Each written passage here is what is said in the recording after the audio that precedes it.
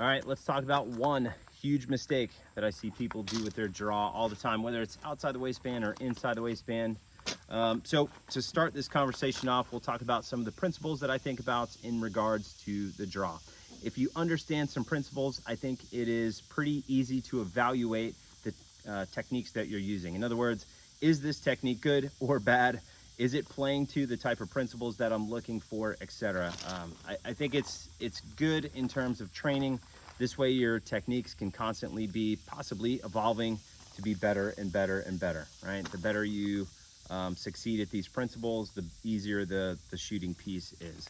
So I think some really good key principles is, number one, the way that you draw the gun needs to make the gun show up at your eye target line ready to shoot.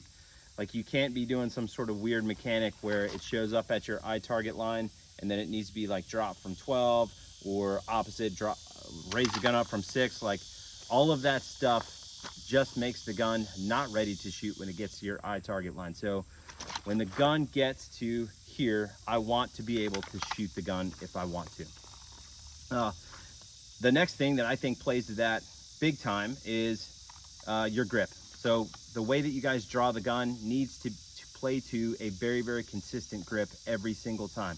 What is a consistent grip? Well, that means your hands land in the exact same spot every single time, and the grip pressures are the same every single time. You want all of that shit squared away before the gun gets to where you can shoot it, all right?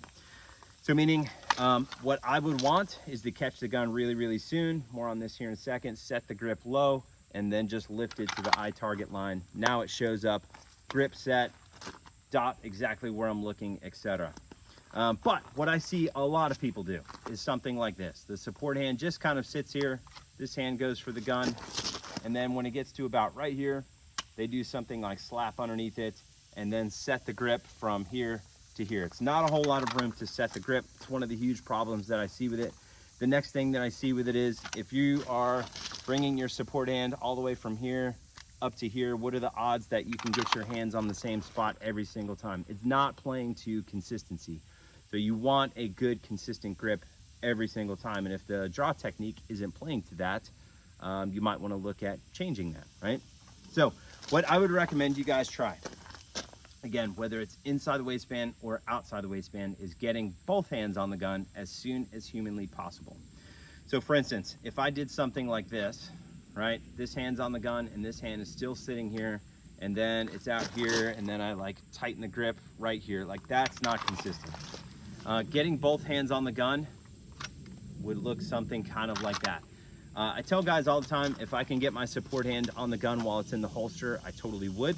But you can't, right? It's in the holster. So as soon as the thing comes out of the holster, I want to think about getting the support hand on the gun, getting my grip set, getting my hands in the exact same spot. And that gives me a ton of time to build my grip, because I have all the way from here all the way out to here to build the grip and make sure everything is in the place that I want it and my grip is set, pressures are set, so I'm not changing pressures at the very last minute. It's like the gun shows up ready to do hard intercourse. And I think that's what you guys should be looking for in regards to the techniques that you're using on your draw. So try your best to get your hands on the gun as soon as humanly possible, both hands on the gun as soon as humanly possible. Kind of make believe that your hands are tied together, meaning on the beep, if my firing hand went for the gun, the support hand would go in the same exact direction. I think this will help you guys out a lot with your draw and help to ensure that you have your grip set and ready to go. And again, the gun shows up to your eye target line ready to shred. So hopefully this helps you guys out. If you guys have any questions, comments, concerns, drop them below.